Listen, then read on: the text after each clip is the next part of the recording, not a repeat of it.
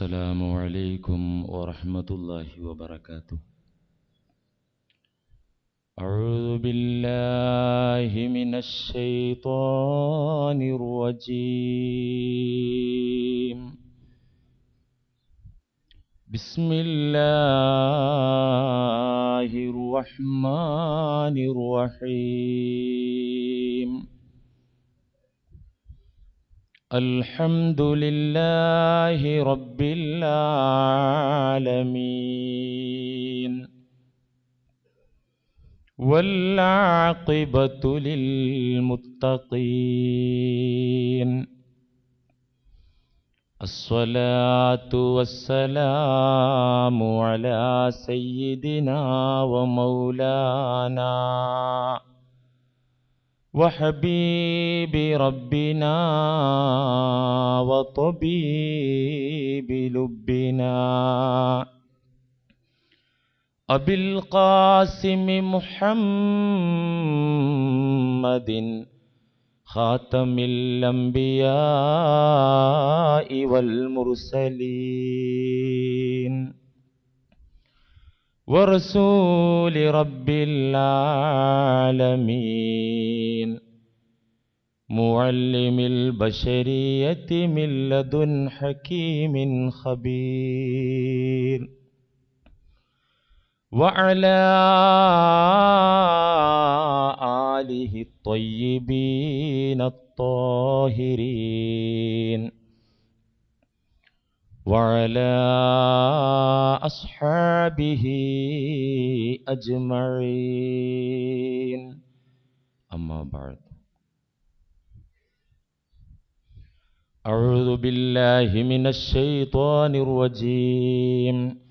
بسم الله الرحمن الرحيم. ومن يشاقق الرسول من بعد ما تبين له الهدى ويتبع غير سبيل المؤمنين نوله ما تولى ونصله جهنم وساءت مصيرا. صدق الله مولانا العظيم.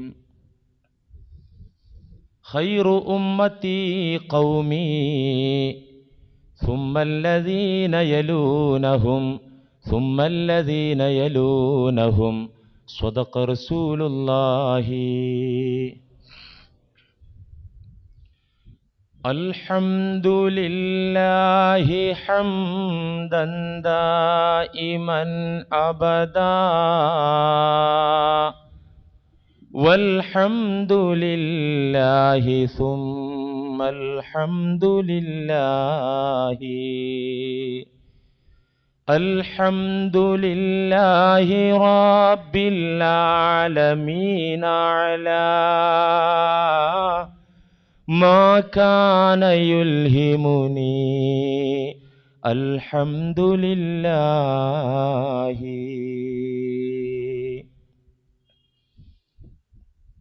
റഹമുറാഹിമായ രാജസയ്യിദായ തമ്പുരാനെ, പാപികളായ സാധുക്കളായ ഞങ്ങളിൽ വന്നുപോയ എല്ലാവിധ തെറ്റുകുറ്റങ്ങളും നിന്റെ മഹള് ഫളല് കൊണ്ട് വിട്ടുപുറത്ത് മാപ്പാക്കി തരണേ തമ്പുരാനെ. പാപക്കറകളിൽ നിന്ന് സംശുദ്ധമായി ഈമാനികമായ കരുത്തോടെ ഇഖ്ലാസും തഖ്വയും കൈമുതലാക്കി ജീവിക്കാൻ നീ ഞങ്ങളെയൊക്കെ സഹായിക്കണേ തമ്പുരാനെ.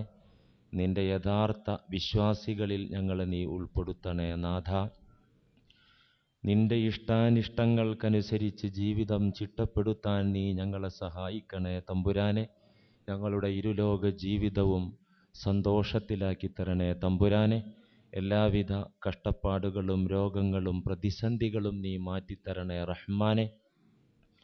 നിന്റെ അനുഗ്രഹം, നിന്റെ ബറക്കത്ത് ഞങ്ങളുടെ ജീവിതത്തിലുടനീളം നീ ചൊരിച്ചു തരണേ റഹ്മാനെ. ഞങ്ങളിൽ നിന്നും മരിച്ചുപോയവർക്ക് നീ മാപ്പ് കൊടുക്കണേ തമ്പുരാനെ. അവരുടെ പാപങ്ങളെല്ലാം നീ പുറത്തു കൊടുക്കണേ ദയ്യാനെ. അവരെയും ഞങ്ങളെയും സ്വർഗത്തിൻ്റെ അവകാശികളായി നീ കബൂലാക്കണേ റഹ്മാനെ.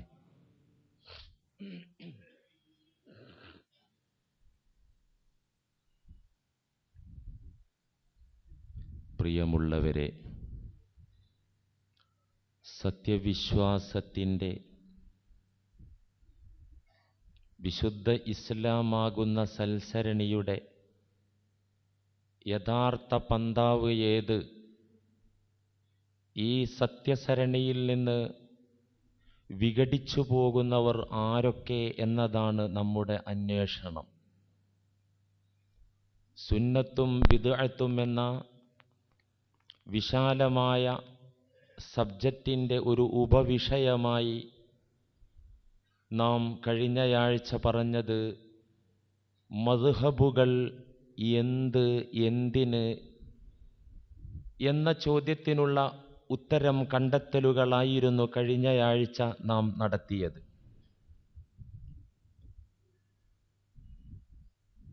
പ്രിയമുള്ളവരെ, ഒരു മദ്ഹബും അംഗീകരിക്കാതെ ഒരു ഇമാമിനെയും പിന്തുടരാതെ ഖുർആനും സുന്നത്തിനും അനുസരിച്ച് ജീവിക്കണം എന്ന് പറയാൻ എളുപ്പമാണ്.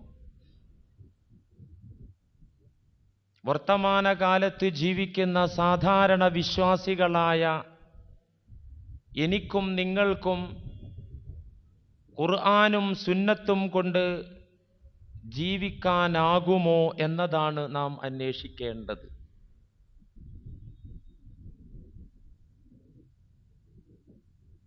എല്ലാ നിയമങ്ങളും വിശുദ്ധ ദീനുൽ ഇസ്ലാമിൻ്റെ കീർത്തനകളും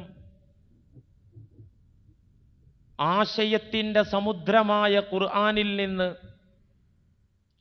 23 വർഷത്തെ വ്യത്യസ്ത അവസ്ഥകളിൽ അനുഭവങ്ങളിൽ മുത്ത് റസൂൽ സ്വല്ലല്ലാഹു അലൈഹി വസല്ലമ തങ്ങൾ അവിടത്തെ സംബോധിതരായ സ്വഹാബത്തിനോടും അക്കാലത്ത് ജീവിച്ചിരിക്കുന്ന ആളുകളോടും നീണ്ട 2 പതിറ്റാണ്ട് കൊണ്ട് പറഞ്ഞുകൊടുത്ത തിരുസുന്നത്തും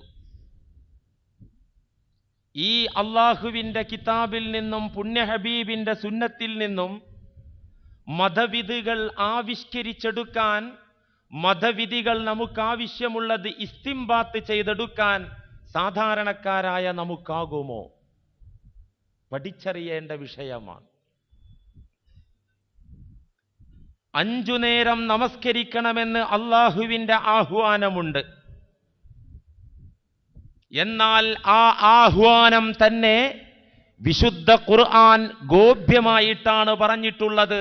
സ്പഷ്ടമായും വ്യക്തമായും പച്ചയ്ക്ക് 5 നേരം നമസ്കരിക്കണമെന്ന് അള്ളാഹുവിൻ്റെ കിതാബ് പഠിപ്പിച്ചില്ല. അതുകൊണ്ടാണ് ഖുർആൻ ആയത്തുകൾ ഓതിയിട്ട് സമൂഹത്തിൻ്റെ മുമ്പാകെ നിർബന്ധമായ വഖ്തുകൾ 3 ഉള്ളൂ എന്ന് പറയാൻ ആളുകളുണ്ടായത്. അതുകൊണ്ടാണ്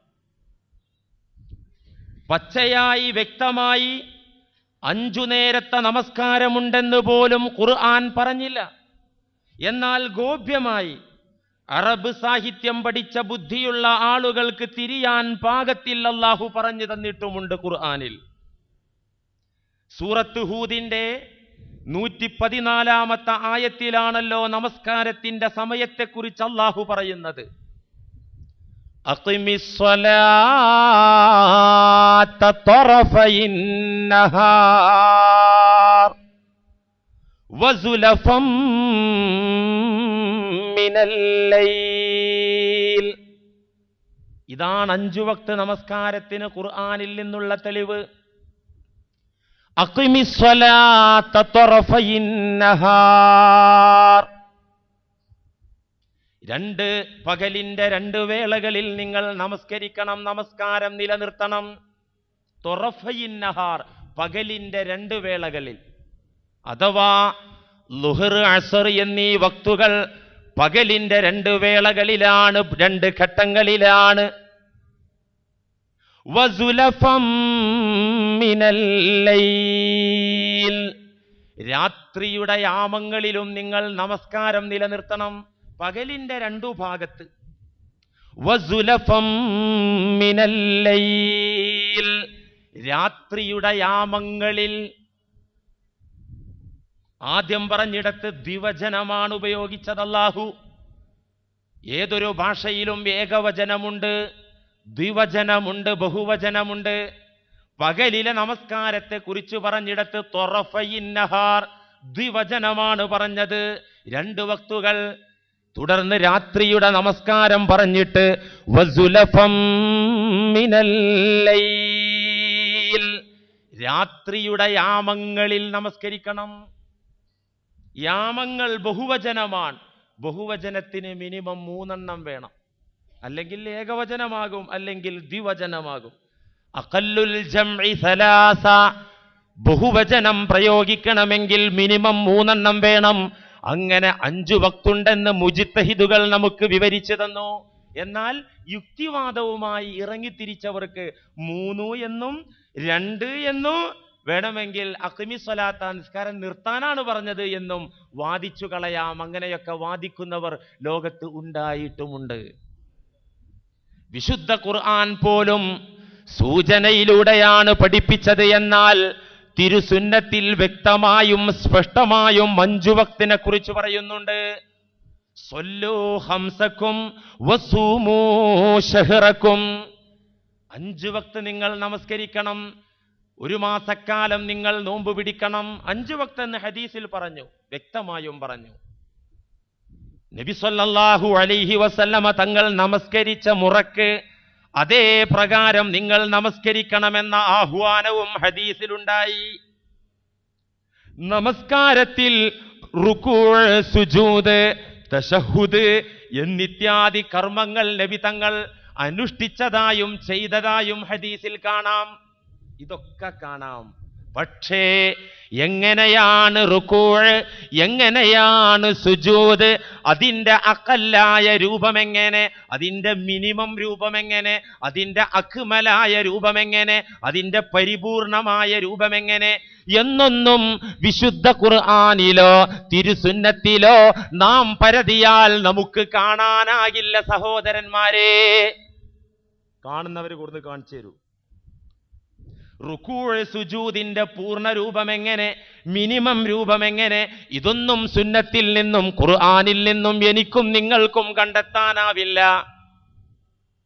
എന്നാൽ മഹത്തുക്കളായ മുജ്തഹിദുകൾ, മുൻകാല ഇമാമുകൾ, അവർ എല്ലാ പ്രമാണങ്ങളും നിരത്തിവെച്ച് അധ്വാനിച്ച് മുൻഗാമികളിൽ നിന്ന്, സ്വഹാബത്തിൽ നിന്ന്, താബിഉകളിൽ നിന്ന് പുണ്യ റസൂലിന്റെ നമസ്കാരത്തെ കുറിച്ച് വസ്തുനിഷ്ഠമായി പഠിച്ച് നമുക്കത് വെളിച്ചത്ത് കൊണ്ടുവന്നു. ഇജ്തിഹാദിലൂടെ, അവരുടെ പുണ്യകരമായ ഗവേഷണത്തിലൂടെ ലോക ജനതയുടെ മുന്നിൽ റുകൂഅ്, സുജൂദ് അടക്കമുള്ള കർമ്മങ്ങളുടെ പൂർണ്ണരൂപവും എല്ലാ രംഗങ്ങളും വിശദീകരിച്ചു തന്നു. അപ്പോ ആരാധനകളിലെ ഏറ്റവും പ്രധാനപ്പെട്ട നമസ്കാരത്തിലെ കർമ്മങ്ങളുടെ രൂപങ്ങൾ തന്നെ പൂർണ്ണമായിട്ട് ഹദീസിൽ നിന്ന് നമുക്ക് കിട്ടൂല. ആരാധനകളിലെ പ്രധാനപ്പെട്ട ആരാധനയാണല്ലോ നമസ്കാരം. ആ നമസ്കാരത്തിലെ കർമ്മങ്ങളുടെ പൂർണ്ണരൂപങ്ങൾ പോലും, അതിൻ്റെ രൂപങ്ങൾ, അവസ്ഥകളെല്ലാം വസ്തുനിഷ്ഠമായി നമുക്ക് ഗ്രഹിക്കാൻ ഹദീസിൽ നിന്ന് സാധ്യമല്ല. എങ്കിൽ പിന്നെ മറ്റു ആചാരങ്ങളുടെ, മറ്റു ആരാധനകളുടെ, മറ്റു നടപടിക്രമങ്ങളുടെ അവസ്ഥ എന്തായിരിക്കും? അത് നമുക്ക് ലഭിക്കുമോ? ഉത്തമ നൂറ്റാണ്ട് തൊട്ട് ഇന്നോളം മുസ്ലിം ലോകത്തിന്റെ കീഴ്വഴക്കം, മുസ്ലിം ലോകത്തിന്റെ മര്യാദ അറിവില്ലാത്തവർ അറിവുള്ളവരെ പിന്തുടർന്ന് വന്നതാണ് ഈ ദീനിന്റെ പൈതൃകവും പാരമ്പര്യവും. വിശുദ്ധ ഖുർആനിന്റെ ആഹ്വാനവും അതാണ്. ഫസ്അലൂ അഹ്ലൽ സിക്രി ഇൻ കുൻതും ലാ തഅലമൂൻ ബിൽ ബയ്യിനാതി വസ്സുബ്ർ വഅൻസൽനാ ഇലൈക്കൽ സിക്ര ലിതുബയ്യിന ലിന്നാസി മാ നുസ്സില ഇലൈഹിം വലഅല്ലഹും യതഫക്കറൂൻ. സൂറത്ത് നഹ്ലിന്റെ 43-44 വചനങ്ങൾ. എന്താ അള്ളാഹു പറഞ്ഞത്? നിങ്ങളെല്ലാവരും മതവിധികൾ എന്റെ കലാമിൽ നിന്ന് നിങ്ങൾ ഗവേഷണം ചെയ്തോളൂ എന്നല്ല അള്ളാഹ് പറഞ്ഞത്. അല്ല,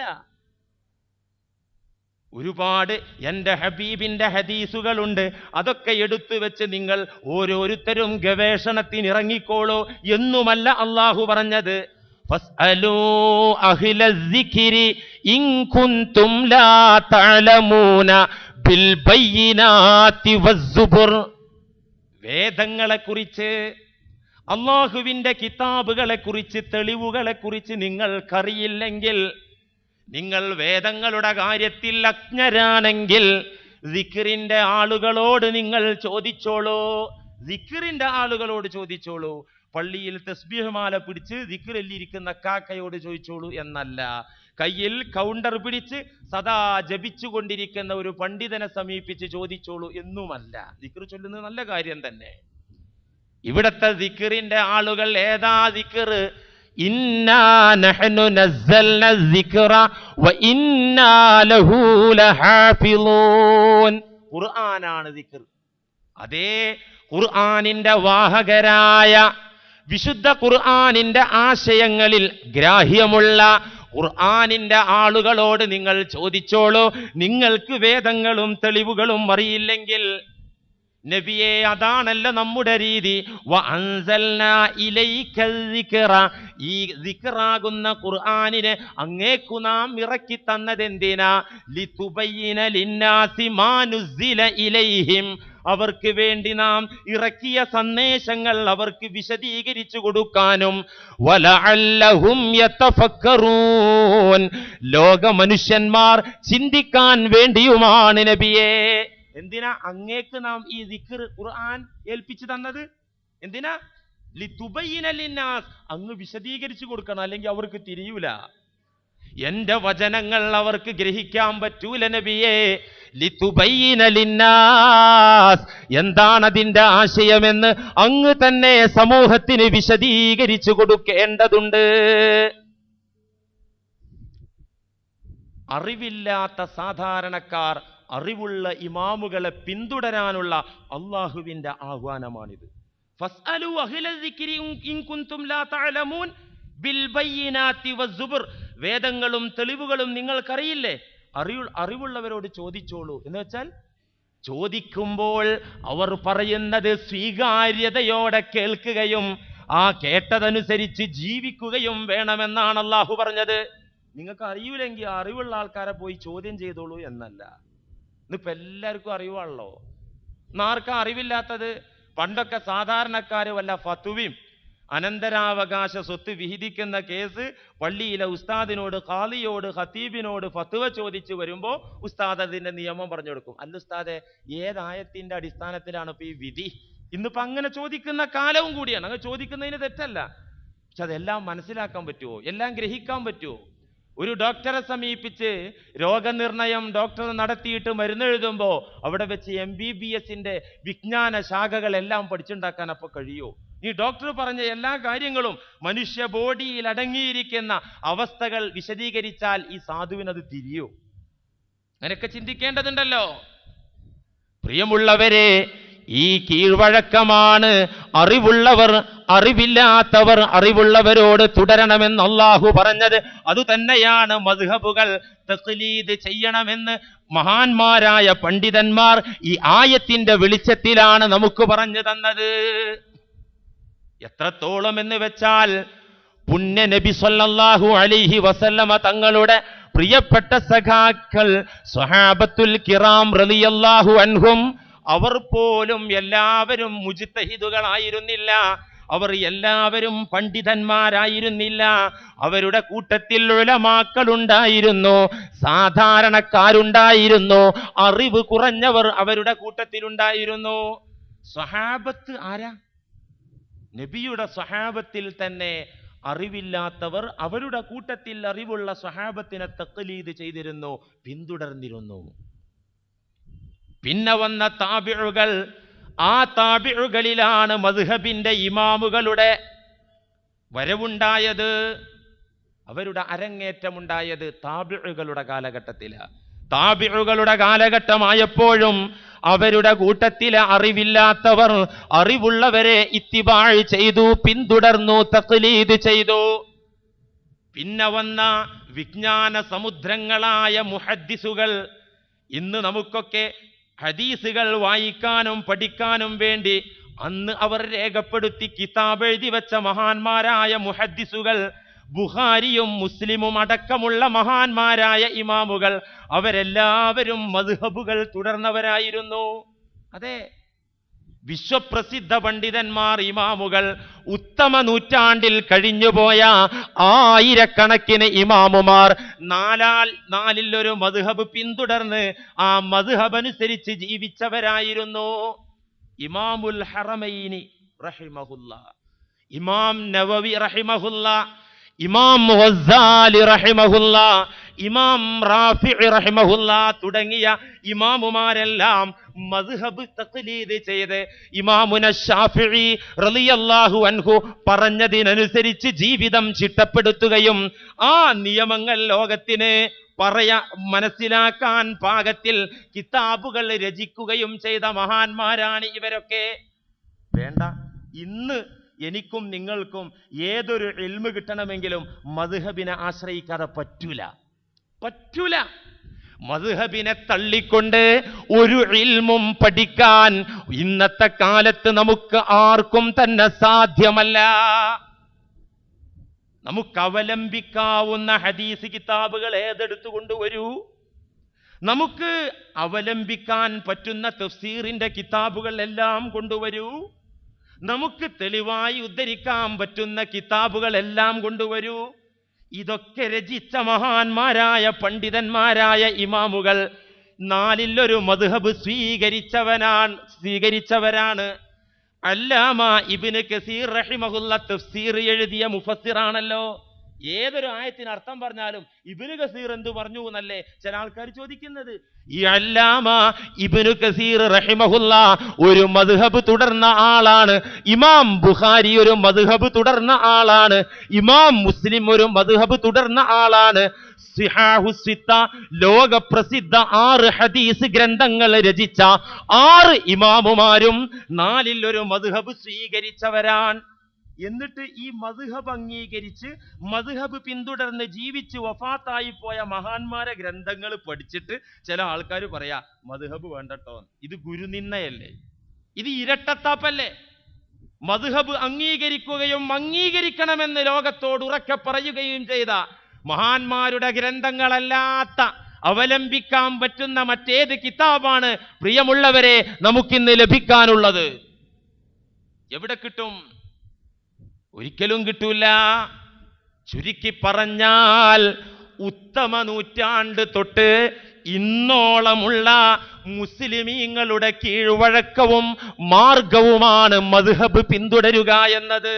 ഉത്തമ നൂറ്റാണ്ട് തൊട്ട് ഇന്നോളമുള്ള മുസ്ലിമീങ്ങളുടെ നേരായ വഴിയാണ് മദ്ഹബ് സ്വീകരിക്കുക എന്നത്.